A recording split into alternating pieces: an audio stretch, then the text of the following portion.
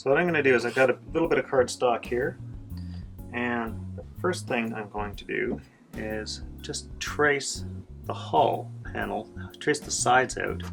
One would be inclined to lay this piece of cardboard there and trace that out, but that's what we did on the first model, and we've learned already that that doesn't work. So I'm just going to use a little bit of tape here to help tack things on. I'm going to wrap that around up here. Now the trick is to make sure that your cardboard is following the shape of the hull and you don't let it slide.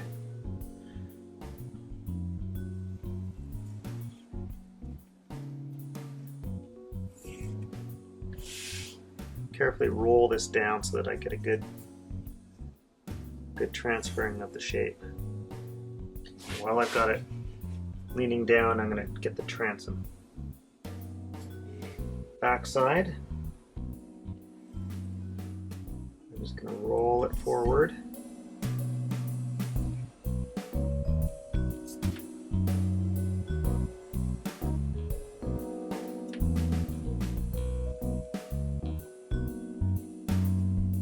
Of course, I've got this little bit where the tape is. I'll pull that out. Okay, there we go.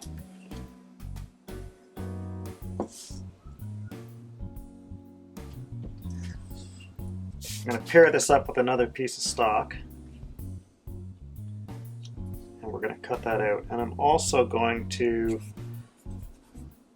if I look down this line, I've got a little bit of a wiggle in there. I want to correct that, so I'll just do that using a ship's curve. And the trick with using these is finding just the right portion of the curve to use. Feels all right, right there.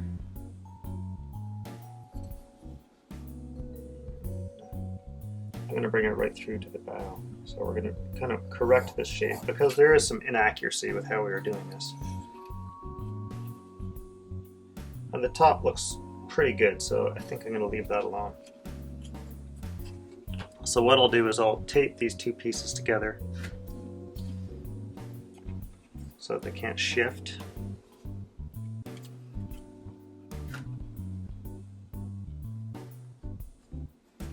And we'll cut those together in a moment. Now I basically have to do the same thing with the bottom. However, I have a little bit of a problem in that I need it to be twice as wide. So what I'm going to do is I'm going to wrap the shape around the hull as we did with the sides, but then I'm going to draw half of the bottom out. Start with the transom here. Now I know that's going to be straight, so I can just line that up.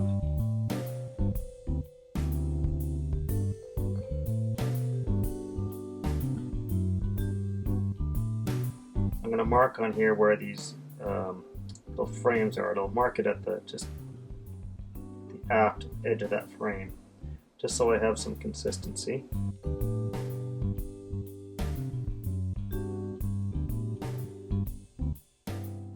Now I'm just going to square off those little frame marks that I made earlier. And then I'll just carry them straight across. Now, taking the compass, I'm just going to copy these points over. And don't forget the transom. We're going to draw in the other curve. And for that, I'm just going to use a ship's curve here. What I'll do is I'll try and find a section of the curve that looks good on the one view.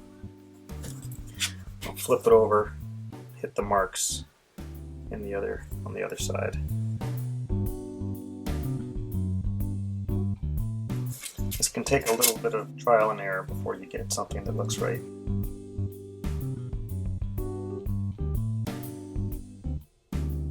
There we go. So that's two parts made. And now the one thing that we still need to work on is a transom. And we could do that by tracing the transom as we did with the other parts. And I think that'll work fine. So to do that, actually what I'm going to do is I'm going to start by drawing a center line on this piece of stock here.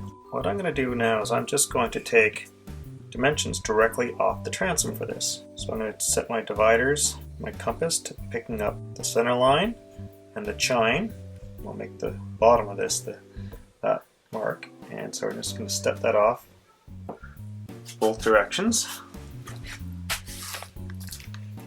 And now I'm going to take the distance from the shear down to the bottom right here at the center line. I'm going to draw that off up there, but I'm also going to carry that out here a little ways.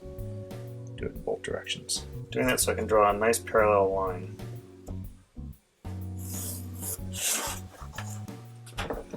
Okay, and now lastly, we'll take this dimension, transom width at the shear, and we'll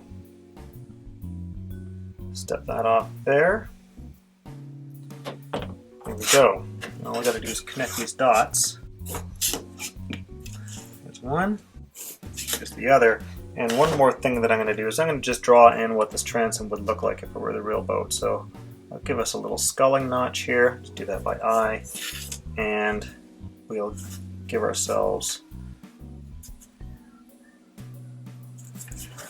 a little bit of height and a curve.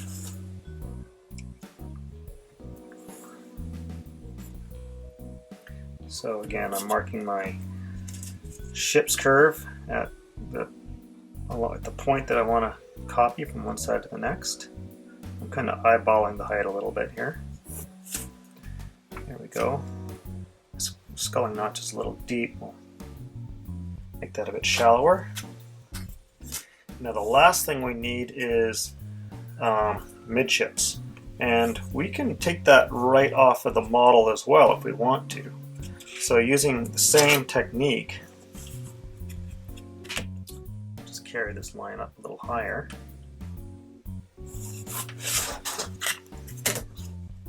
So I'm going to draw, call it a baseline.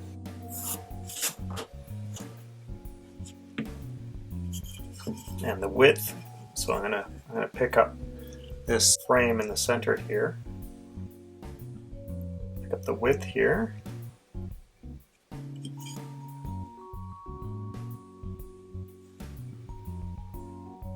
So now pick up the height.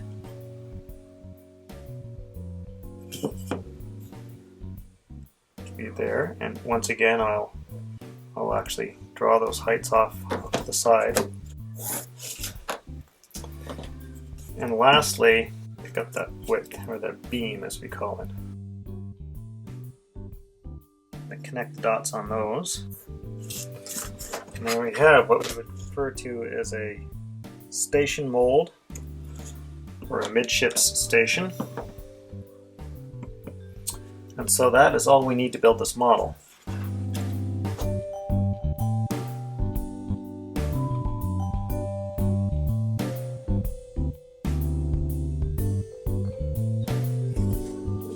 One little tip here for speedier cutting: stick your knife in one of the points you need to connect with, and put your straight edge against the knife edge, and then just swing the other end to where you want to start.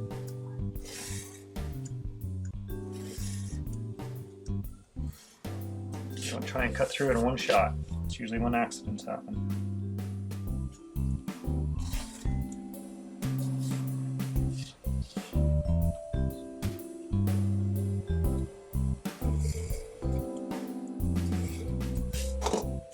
Okay, now cutting out the bottom, I could use the ship's curve here for doing that. However, there's always a danger that you're going to start chewing up the edge of the curve, and you don't really want to do that. So I'm just going to freehand it. Now here's another little trick, and I probably could have done that, should have done the other side first. However, I didn't. What we can do is we can use this as a pattern to help make sure that we are getting two sides that are exactly the same. And I've got a slight difference in shape right here. So I'm going to use this as a cutting template ever so gently, because it's not a very secure one. I'll just do a very light little scratch just to get the ball rolling here, like so. And do keep your fingers out of the way of the blade.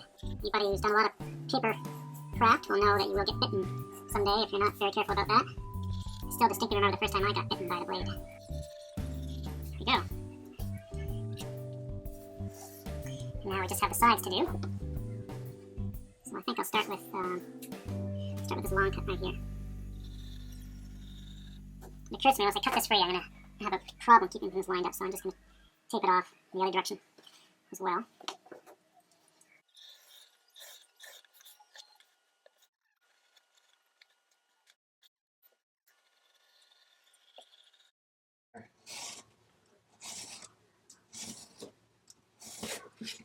So we got two sides, we got a transom, midships, bottom. One thing I need to do on the sides here actually is I need to mark where that midships frame comes. So quickly wrap this around my model. Mark it there, mark it down here.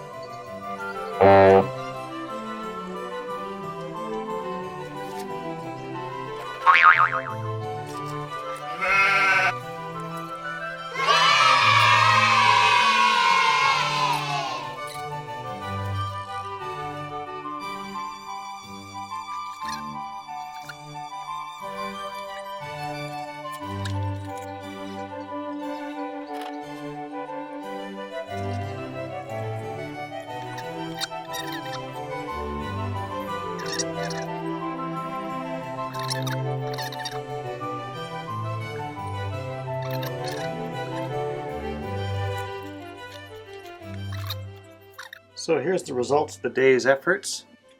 I'm pretty happy. This cardboard model worked out okay. I mean, it's not real pretty, but it sort of does the job I wanted it to do. The goal there was really just to play around with the idea of using a half model, a solid wood half model, as a form to develop expansions for your planks, as if we're building the boat full scale, and you could absolutely do that.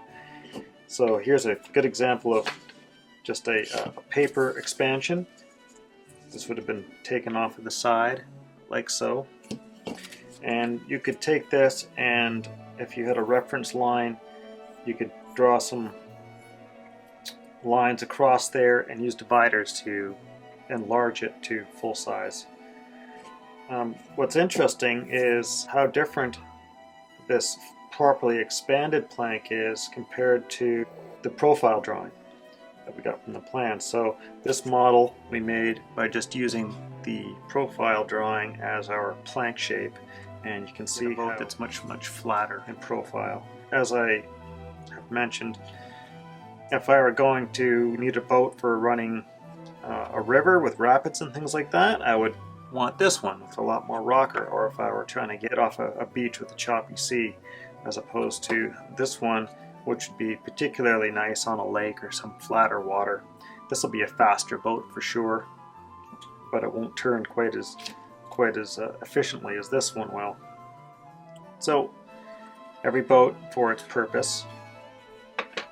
I also end up with this nice little wooden half model that I could just put on a backing board and hang on the wall if I choose. Job done.